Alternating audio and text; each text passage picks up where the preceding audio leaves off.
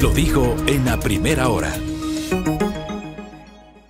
Y bien, amigos, ya son las 8 de la mañana con 10 minutos y a esta hora, aquí en este su espacio informativo, a primera hora, saludamos ya a Amalia Fernández Salvador.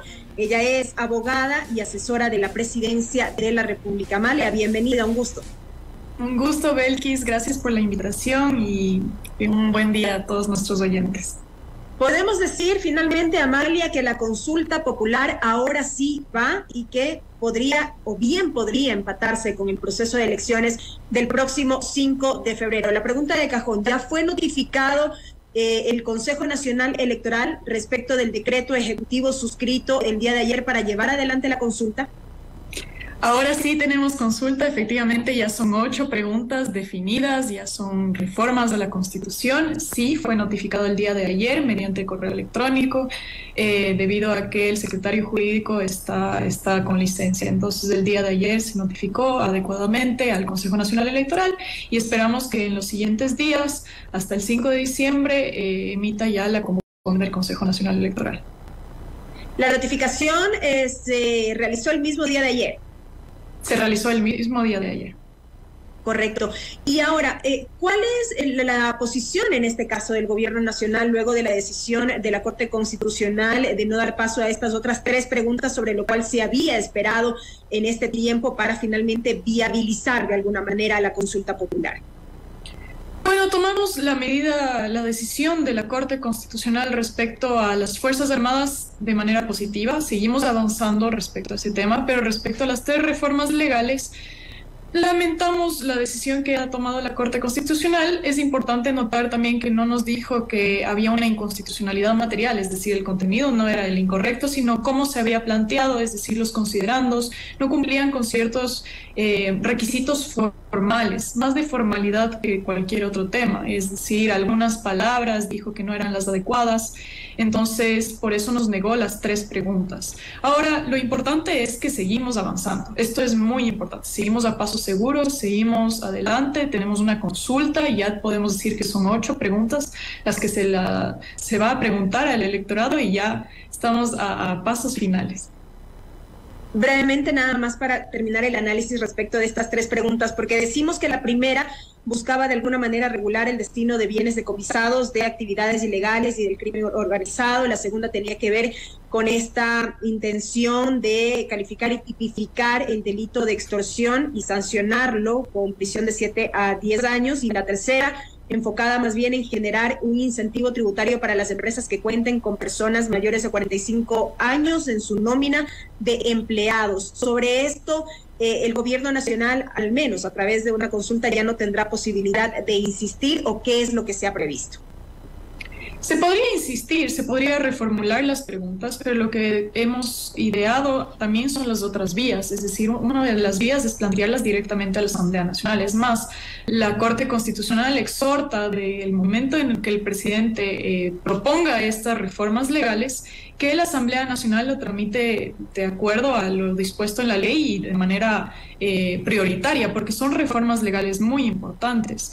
Ahora habrá que ver lo que se realice, pero no vamos a parar de presionar en este tema. Vamos a tomar todas las medidas que sean las correspondientes para que efectivamente los ecuatorianos tengan la seguridad que corresponde, que se combata la inseguridad que estamos sufriendo todos.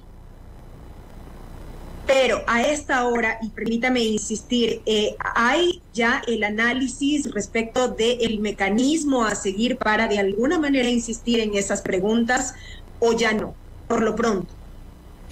Se han analizado ya tenemos todas las herramientas que se pueden emitir. Ahora corresponderá por parte del presidente tomar una decisión respecto a estas reformas legales. Entonces, en las próximas semanas se van a realizar ya anuncios respecto a las reformas legales que correspondan y cuál va a ser el procedimiento correspondiente. Pueden emitirse algunas reformas también respecto a decretos ejecutivos, no específicamente las de la consulta popular, pero sí otras reformas que fortalezcan el combate al crimen organizado y a la inseguridad que estamos viviendo todos.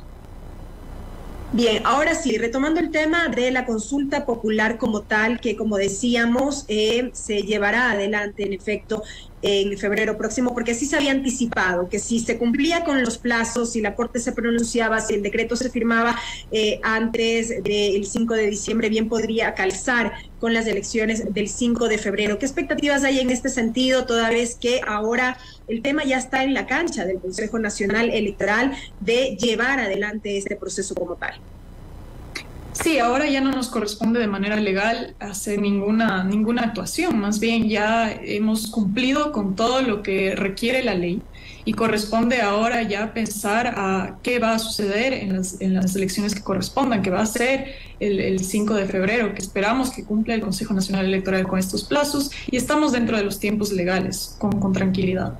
Entonces, en este sentido, ¿qué vamos a hacer y cuál va a ser la decisión que va a tomar los ecuatorianos? Esto ya está en la cancha, más bien antes del Consejo Nacional Electoral, ya está en la cancha de los ecuatorianos. Ya es una decisión que los ecuatorianos vamos a tener que tomar y es extremadamente importante, porque no es un tema solo de una reforma legal que no va a tener efectos en nuestra realidad, sino son reformas a la Constitución, son reformas muy importantes a qué democracia queremos vivir, en qué Ecuador queremos vivir, en qué mundo queremos vivir, queremos dejar para nuestros hijos, para nuestra familia.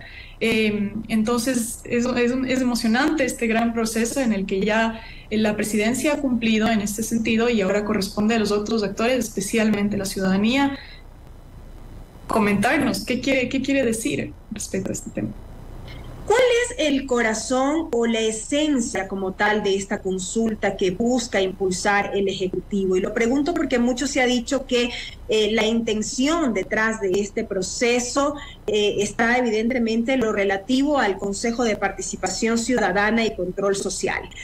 Sobre eso, evidentemente, se plantean preguntas, se quita de alguna manera esta facultad de designación que actualmente tiene el Consejo de Participación, designación de las autoridades de control, pero ahora mismo tenemos todo un enredo en lo que tiene que ver con el Consejo de Participación Ciudadana, su integración, las autoridades, los procesos que están en curso. ¿Qué es lo que está detrás de la consulta en el fondo? Bueno, yo honestamente creo que la seguridad es la gran preocupación. La gran preocupación fue armada en reformas de seguridad. Obviamente, las reformas constitucionales tienen un fin. El primer fin son efectos inmediatos. Entonces, las dos preguntas se refieren a efectos inmediatos respecto a los temas de seguridad.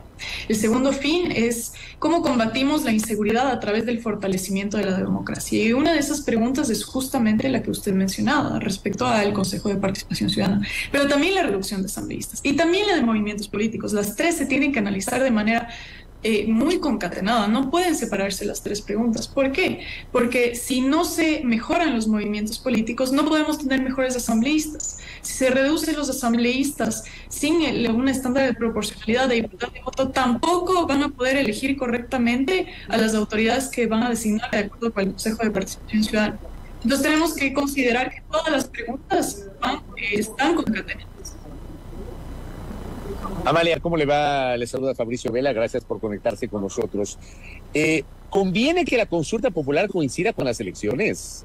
Es decir, si uno revisa los procesos de consulta popular desde 1979, los procesos precedentes, me parece que hay solo 2 o 3 antecedentes de consultas populares que coincidieron con procesos electorales.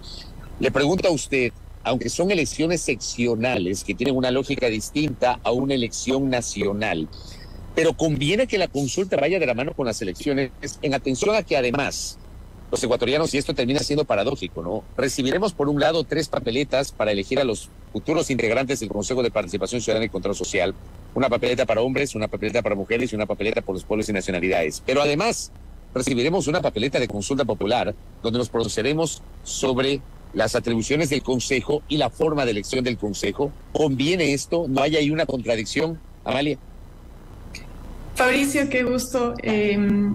Yo no creo que haya una contradicción, más bien es un poco poético el hecho de que se unan en los dos momentos, porque se van a elegir a consejeros que nadie conoce y que nadie sabe de qué van a hacer, y también se les van a dar las facultades a futuro. Es decir, es interesante, se toman decisiones muy importantes respecto a consejeros que también se han visto un poco ocultados por las sombras respecto a qué hacen, y ahora les estamos diciendo a la ciudadanía, le estamos informando a la ciudadanía, porque muchos de los ecuatorianos no sabemos qué hacía el Consejo de Participación Ciudadana. Esa es la parte maquiavélica de todo este proceso.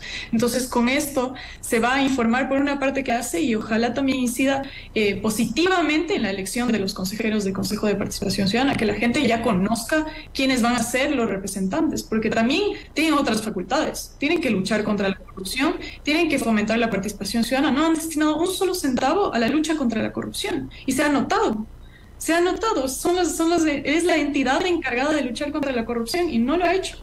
Entonces, creemos que es un momento importante y adecuado también. Hay que pensar también en los gastos electorales y también en lo positivo que puede traer la consulta respecto a gastos del financiamiento público. A ver, pero el presidente Lasso, antes de ser gobierno, cuando fue candidato, uno de los discursos era la desaparición del Consejo de Participación Ciudadana y Control Social.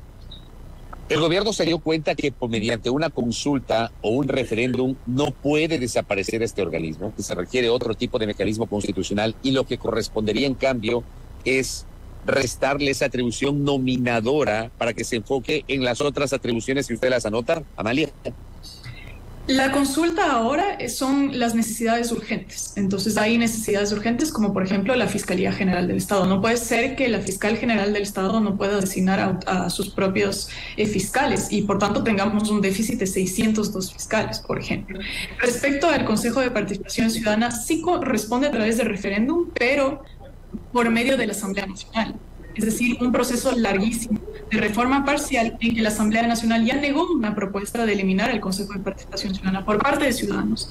Entonces, ¿qué era lo urgente? Justamente quitarle las facultades de designación y tal vez eliminarlo después de analizar si cumple con sus atribuciones de luchar. Hay por ejemplo, Amalia, permítame, la idea es retirarle la atribución nominadora y entregarle al organismo más político que tiene este país, que es la Asamblea Nacional. Se me pregunta, y esto lo he comentado públicamente, o sea, en condiciones ideales, en un mundo ideal, la legislatura, porque eso ocurre en otras naciones, la legislatura debe designar autoridades de control. Pero hay que también revisar la experiencia que ha tenido el Ecuador. Entre el año 79 y el año 2007, la función legislativa designaba autoridades de control y esa designación siempre estuvo atada a los vaivenes de la política, a las mayorías coyunturales, a la incidencia del poder político de turno, o incluso hubo casos, que este termina siendo un caso paradigmático, entre el año 2003 y 2007 Ecuador no tuvo un contralor titular. Tuvo 4 años un contralor encargado porque el Congreso Nacional no logró ponerse de acuerdo para designar a un contralor definitivo y permaneció el doctor Genaro Peña Ugalde como contralor encargado durante 4 años. En el debate constituyente de Montecristi se planteó esta discusión y se decidió crear un organismo que supuestamente iba a ciudadanizar la designación de autoridades de control. Está claro que eso no funcionó, no ha funcionado, pero yo le pregunto a usted, ¿volver al esquema anterior de que sea la legislatura la que designa autoridades de control es la solución? ¿Es la salida más adecuada? Lo que se ha hecho en este proceso es analizar qué ha pasado en la historia ecuatoriana y qué ha sucedido también en esta Constitución de 2008. Es claro, como usted dice, que el Consejo de Participación Ciudadana no funciona. Son 7 miembros, 4 de los cuales se puede controlar y tomar todas las decisiones de todo el Estado. Es extremadamente maquiavélico. Entonces, eso está claro que el Consejo de Participación Ciudadana no funciona. Ahora, ¿qué autoridad es la competente? Sí, debería ser la Asamblea Nacional porque es el ente político y el ente representativo por esencia. En una teoría democrática de futuro también hay que pensar que nosotros tenemos que elegir a los mejores representantes. Pero lo que nosotros ideamos no es que vaya directamente a la Asamblea Nacional. No va a pasar eso. Va a ser una comisión técnica de selección. La comisión técnica de selección va a estar conformada por universidades y ciudadanos y también delegados de las funciones del Estado y emitirán un informe vinculante en el que la Asamblea Nacional tendrá un solo rol, el rol de valorar si están de acuerdo con el mejor ciudadano o el segundo mejor ciudadano de acuerdo con el informe técnico. No podrán editar ese informe técnico. Y también establecemos plazos. de no cumplir esos plazos, habrán sanciones porque tienen que cumplir con la ley. También los miembros de la Comisión Técnica de Selección. Entonces, realizamos un modelo, digamos, que incorpora los dos temas. Uno, que exista transparencia en la aprobación política de las autoridades, pero también que exista un proceso técnico de por medio y no un proceso a base de dedos o de designar a las autoridades que me da la regalada gana, que no es lo adecuado.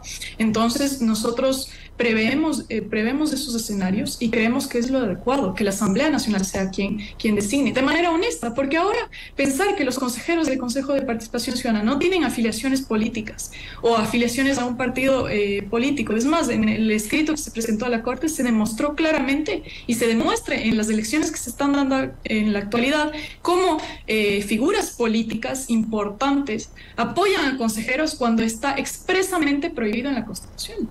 Está expresamente prohibido. Entonces, lo más adecuado es que sea transparente. Pero también hay que considerar que lo del Consejo de Participación Ciudadana no va solo.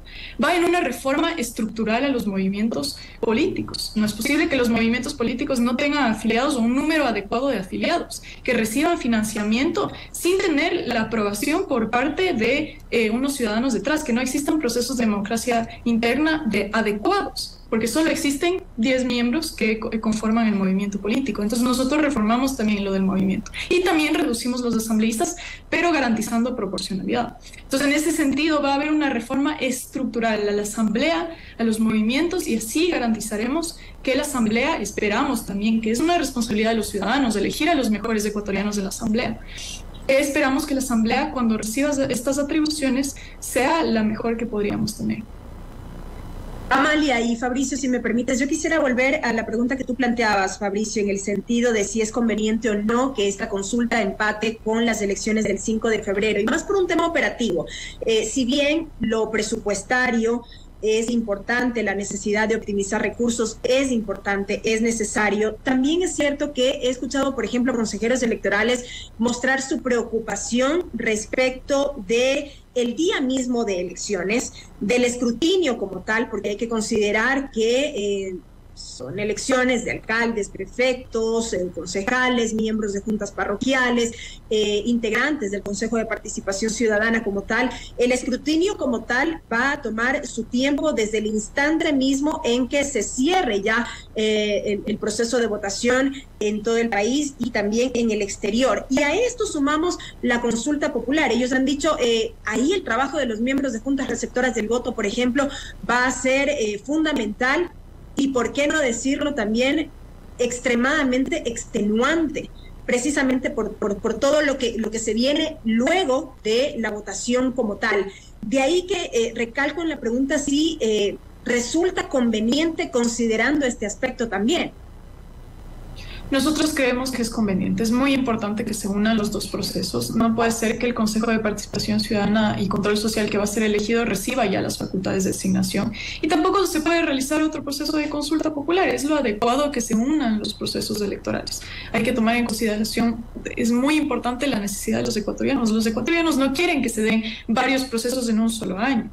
Esto no es lo adecuado. Ahora, de que se va a tomar un tiempo más del escrutinio público, va a tomar más tiempo, pero también, ¿cuál es la responsabilidad de que hayan tantas opciones en las elecciones seccionales? Es justamente porque existen demasiados movimientos.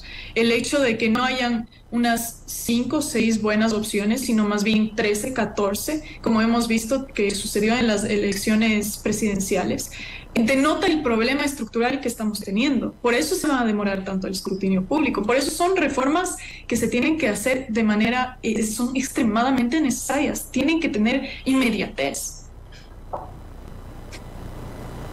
Y sobre estas preguntas, usted decía estas 3 preguntas vinculadas a la institucionalidad.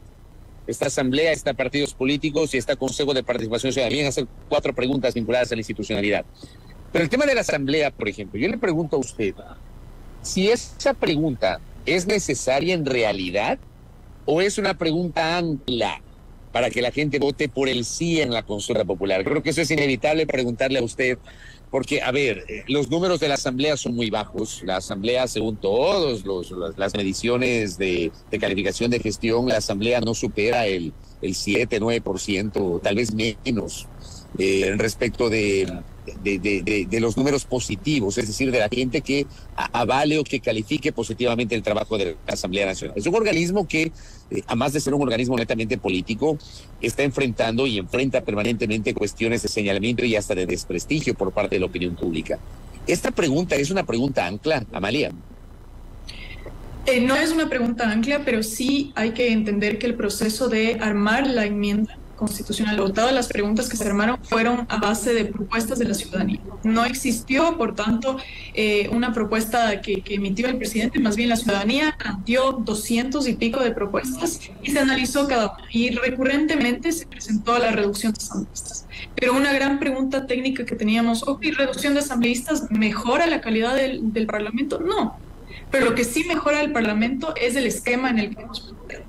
Lo que emitió el constituyente de 2008 en su debido momento fue un esquema en el que no existió un real análisis de principios de conformación de una Asamblea Nacional. Es decir, omitió absolutamente los principios de proporcionalidad e igualdad de voto para la asignación de escaños. Entonces, ¿qué existe ahora? Existen asambleístas que representan, por ejemplo, las circunscripciones del exterior, que su voto vale mayor porcentaje que aquellos asambleístas que representan provincias en el Ecuador. Eso no. Pero ¿por qué dice eso? ¿Por qué dice que el voto de los asambleístas que representan a los ecuatorianos residentes en el exterior vale más que el del resto de los asambleístas? ¿Por qué? Porque tienen mayor cantidad de habitantes o menor cantidad de habitantes que representan ese voto. Es decir, por ejemplo, yo tengo un asambleísta de la circunscripción del exterior que tiene un número de habitantes, pero solo son 6, ¿no es cierto?, representantes de las circunscripciones del exterior. Lo puso la ley, no sabemos por qué, ningún análisis se hizo, pero cuando uno analiza la cantidad de habitantes en el exterior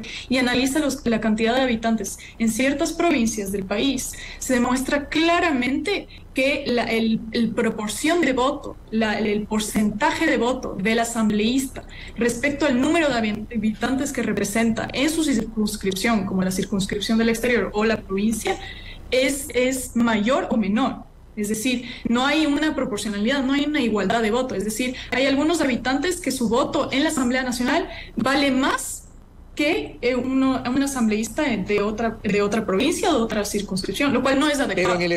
Pero en el esquema que plantea el gobierno en esa pregunta, los ecuatorianos residentes en el exterior van a mantener la representación legislativa. Van a mantener la misma, pero en base al número de habitantes, no al número de asignación porque me da la regalada gana, como diría coloquialmente. Porque ahora tenemos 2 que representan a América Latina, tenemos 2 que representan a Europa, Asia y Oceanía, y tenemos 2 que representan a Estados Unidos y Canadá. ¿Van a seguir teniendo 2 o esto se va a reducir? Esta es una pregunta interesante de nuestro análisis, que no es particularmente fidedigno, porque no hay un registro de las personas que viven en el exterior, que es extremadamente grave. Eso es uno de los grandes problemas que hemos encontrado y vamos a obligar que exista este registro. Pero de nuestro análisis se va a mantener, porque existe una cantidad de habitantes que corresponde al número de 6, pero en base al número de habitantes. Ahora, eso podría modificarse en base al registro único que tendrá que realizar el Ministerio de Relaciones Exteriores. O sea, si se modifica, entonces, de acuerdo a ese registro que tiene que desarrollar la Cancillería ecuatoriana, no se descarta que, dependiendo de lo que determine ese registro, se pueda reducir de 2 a 1 la representación. Podría ser. Podría ser, pero en número de habitantes. Nosotros creemos, de nuestro análisis, obviamente no existe un censo, por ejemplo, entonces no es tan fidedigno el análisis que nos dio, los datos que nos dieron, porque es en base a quién se ha registrado en las cancillerías, en las embajadas, pero creemos que se va a mantener. Ahora podría aumentar, podría bajar, pero en número de habitantes. Y lo que sí garantizamos es la proporcionalidad, en base a un análisis serio de data, de ver cuántos habitantes existen y cómo tiene que incrementarse en base al número de habitantes. Pero esa fórmula, a su vez, Amalia, no termina siendo perjudicial para algunas provincias, no sé si las grandes o las más pequeñas, pero por ejemplo, hoy tenemos asambleístas que se eligen por distritos en 3 provincias, en Guayas, Pichincha y Manabí. Digamos, ¿no hay una afectación sobre esas grandes provincias, Amalia? Se eliminan los distritos, los asambleístas por distritos, porque, perdón, no los distritos, pero sí los distritos metropolitanos, eso sí se elimina. ¿Por qué? Porque no está adecuado. Lo adecuado es el número de habitantes. Entonces, lo que sí garantizamos es, primero, que exista equidad en la representación de todas las provincias. Las 24 provincias van a tener un representante de la Asamblea Nacional. Y de ahí analizamos el número que realizó la Asamblea Constituyente en su debido momento respecto a cuántos habitantes corresponde un asambleísta más. Y vimos que existe no un serio análisis por parte de la Constituyente, sino más bien se hizo a base de dedos. Se hicieron asambleístas nacionales, 15 asambleístas nacionales porque sí, porque me parece adecuado, ni siquiera por representación provincial, 15 porque me gusta ese número. Entonces, analizamos eso y así se va a beneficiar todas las provincias y van a tener la adecuada representación en base al número de habitantes. La igualdad de voto representa el número de habitantes, no tanto a si esta tiene más poder, si esta tiene menos poder, si tiene un distrito metropolitano, si no lo tiene. Eso no es lo adecuado, sino lo adecuado es el número de habitantes y también la igualdad entre las provincias. Correcto, Amalia. Y lo último, hemos hablado de seguridad, hemos hablado de la institucionalidad, pero poco se habla de las dos otras preguntas que tienen que ver con los temas ambientales. Daría la impresión que esas preguntas terminan siendo unas preguntas de relleno, ¿o no, Amalia? Estas preguntas no son de relleno, más bien son enfocadas en la seguridad y también en la inversión, ¿no? La primera pregunta se refiere a la creación de un subsistema de protección de áreas de protección hídrica. Es el gran problema que existe y por qué la minería ilegal se está beneficiando de esto. Es que no existe un adecuado financiamiento para las áreas de protección hídrica, ni un modelo de gobernanza, porque no hace parte de un sistema que se creó en la Constitución, que es el Sistema Nacional de Áreas Protegidas. Entonces, nosotros, al garantizar financiamiento, estaremos combatiendo de frente a la minería ilegal, que es una gran preocupación que tienen muchas provincias del país. Entonces, no son de relleno, más bien se enfocaron desde este aspecto que yo decía, que era la seguridad. De ahí, el otro tema es respecto a los servicios ambientales. Es justamente tal vez el problema de inversión y la perspectiva que tiene el gobierno respecto a una transición ecológica. Entonces, es importante también que nosotros pertenezcamos a mecanismos de inversión en el que exista justamente una retribución y compensación a aquellos quienes protegen el medio ambiente, específicamente los servicios ambientales, los productos que nos da la naturaleza, como por ejemplo el oxígeno que respiramos todos los días. El hecho de que una persona tenga un bosque debería ser compensado y retribuido por su labor hacia todo el país y todo el mundo.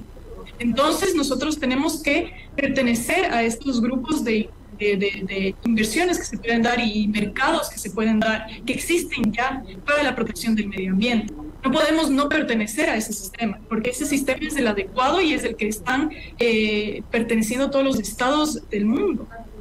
Entonces, en ese sentido, estas enmiendas a la Constitución garantizarán, por una parte, mayor trabajo, mayor empleabilidad, una retribución y compensación adecuada también para las comunidades indígenas, y por otra parte, una gran preocupación que tenemos todos respecto a qué agua vamos a tener en 10 años.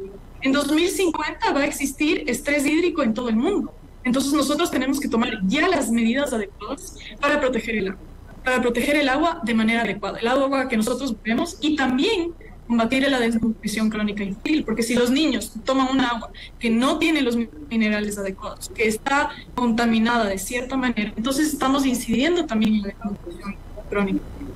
Entonces, estas preguntas no son de relleno, ninguna es de relleno, más bien todas fueron planteadas estructuralmente pensando en el bienestar del país.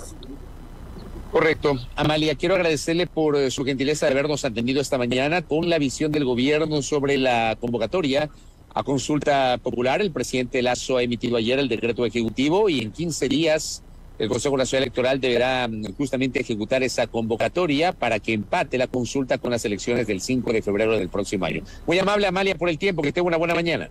Gracias, Fabricio. Gracias, Belkis. Gracias por la invitación y una buena día. A usted, muy gentil. Gracias a Amalia Fernández Salvador. Ella es asesora de la Presidencia de la República, hablando sobre la consulta popular. Primera Plana. Todas las noticias, todas las voces.